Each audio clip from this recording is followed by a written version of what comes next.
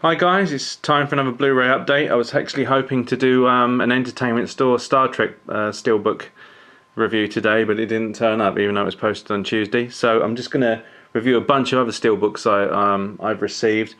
It's taken a little while for me to get some of these because I didn't want to pay the first class postage from Amazon. So I thought I'd just review them all together and give you my opinion of them. Got this one, the Tom Cruise Oblivion Steelbook. I think it's a lovely looking Steelbook. Really pleased to have it turned up mint.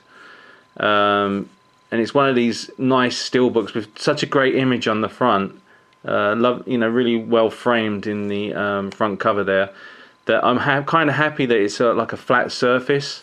I don't think it really needs any embossing or debossing. And I think it just looks nice and classy. I'm actually kind of gravitating a little bit more to Steelbooks if they've got a really good image on the front of them. Then maybe the embossing and debossing is not necessary. So yeah, I really do like that. It's nice that the image continues. The only one disappointing thing is there's the spine, which is nice. But the disappointing thing is what I think they should have done if they're going to continue the image across, they really should have done it with the spine as well. It kind of sort of breaks it up, which is a shame, but apart from that, it's a lovely looking Steelbook. And you also get a great image inside.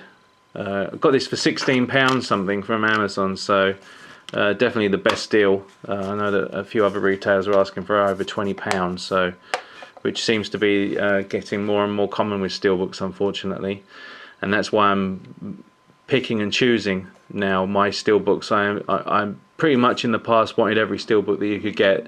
The film I still had to like the film, but now I'm even being like saying, okay, do I really like this film? Is it worth really splashing out this much money on a Steelbook? And I've had to make a few regretful passes, but I just feel that the price is now getting crazy. I enjoyed World War Z, for instance. Thought it was a good film, but there's no way I'm going to pay £27 from Entertainment Store to pick up the Steelbook, no matter how nice it looks and that you get the 3D in there. It's just too much money. Anyway, just going to mention that if you're looking to pick this up, and you want to know the audios, that it has English DTS HD Master Audio 7.1, has a French, Italian DTS High Resolution 7.1 and Spanish DTS Surround 5.1, and there are a few nice extras and bonus features on here, but yeah, it's mainly about the movie, and it's a good movie, kind of a sort of a mishmash of other sci-fi ideas. For instance, 2001, and I even see a little bit of something that reminded me of Moon in there, and someone mentioned that it does borrow a little bit from Wall-E as well, which is kind of funny, especially as when you look at Iron Man 3, and that's been mentioned that Iron Man 3 has a very similar storyline to the Expendables. There was some funny comparisons made by other YouTube channels. I'm trying to rack my brain as how it should have ended. That's right. They did that bit about Expendables and Iron Man 3 being very similar, which was really funny. But yeah, there you go, that's the Oblivion Steelbook. Okay, really great little kids film that I think the older I've got, I even appreciate it more now that I'm older than I did when I was young, and it's Time Bandits. I really love this film. It just really appeals to my sense of humour. I think all the characters in it are great. I love the sort of the humour that it sort of kind of appeals to. It is a children's film. I think it was aimed at children. It's probably the most child-friendly Terry Gilliam film he's ever made. But it's there for adults as well. And there's some great cameos in here. John Cleese is really funny as Robin Hood, kind of like this sort of playing this kind of posh royal type of Robin Hood. Sort of asking people questions about themselves, but not really caring what their answers are. There's the spine there. And it's a really nice Steelbook. It's actually very colourful, and this is quite a well-used image that was on the VHS when it came out at the time. It actually comes with a little booklet, which is great, and it's a nice little, nice little touch, I think. And it's got the map here. This story basically about these little people who work for God, and they decide to go into business for themselves and want to travel through time with this map that they found from God that has places where they can travel through time, and this is the actual map it is. So they're basically being a bit naughty, and they have to deal with characters through time as well as evil himself. This is Time Bandits.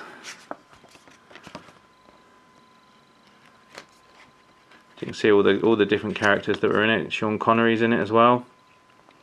Ian Holm, really funny as Napoleon. Great part where they're singing "Me and My Shadow." There's Evil. Yeah, so I'll just quickly flick through that. Cool. So yeah, really nice steelbook, and I got it once again. Got it for a great deal at Amazon, around £14, I think it was. And I know that it's, they've been asking a lot more for this film too. So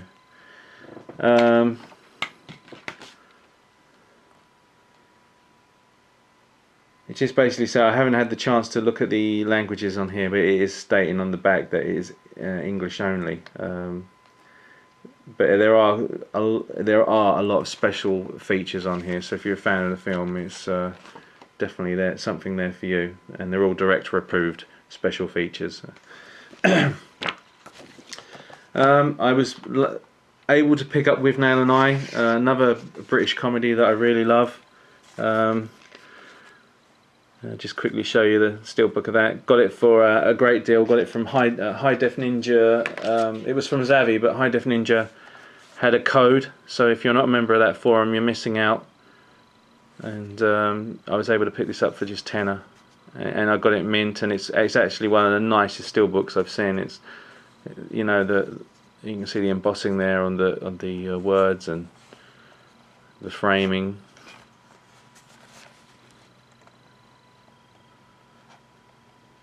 There's the spine. There's Withnail there, and I.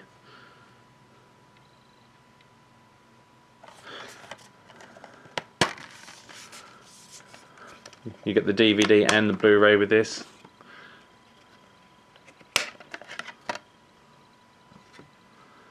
And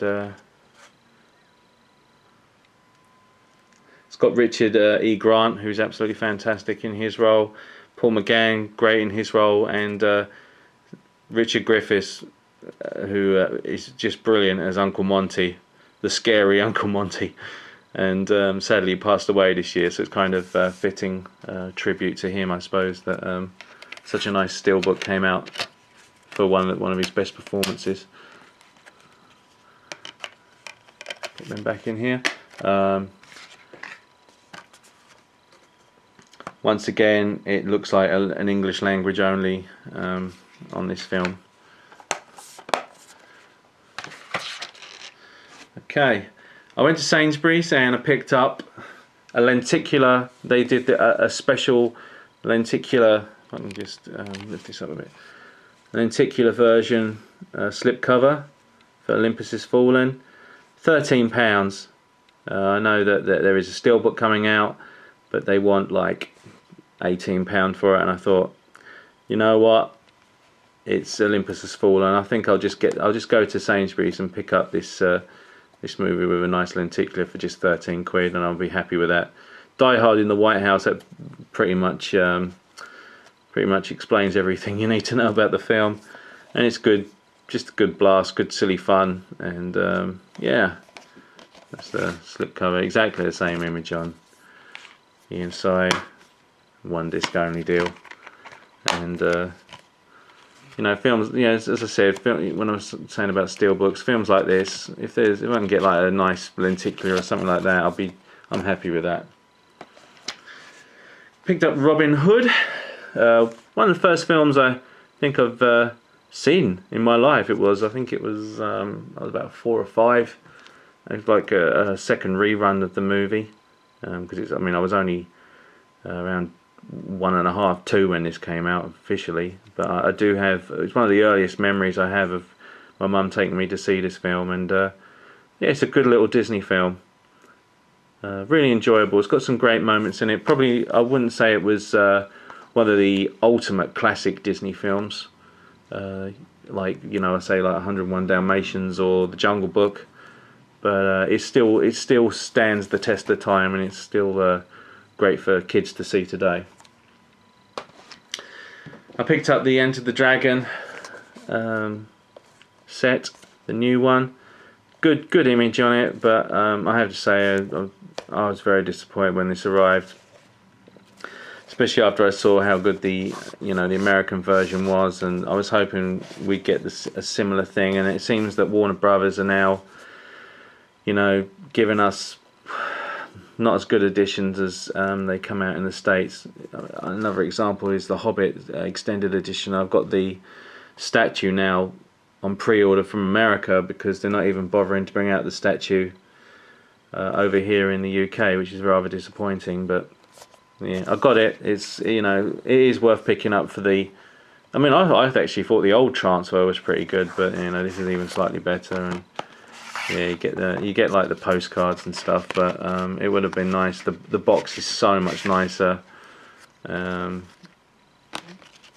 I won't go through it. I'm sure there's a much better. You go just watch a video of the American version. It's everything that's here is in the American version and then some. And it's got some special features that are nice. But yeah, it is disappointing, I think. There you go. If I'd have known, I'm still happy. It was a lot cheaper than importing it anyway. So.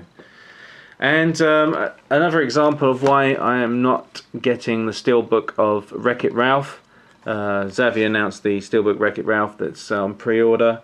I think it's still available now.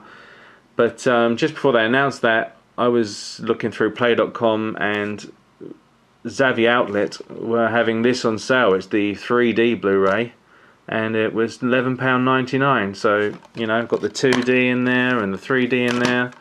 Yeah, it's in a simple amaray, but at that price, you can't say no, really. The movie's what it's all about at the end of the day, and I picked it up, and I'm happy with it. Yeah, so nice looking Steelbook, but it's not even a 3D in the Steelbook, and they want £22.99. So unfortunately, it's a pass from me. Well, anyway, that's my latest pickups. As I said, Entertainment Store have posted me my Star Trek Into Darkness Steelbook. Looking forward to picking it up, hopefully, or having it posted, hopefully on Monday. And I'll catch you later.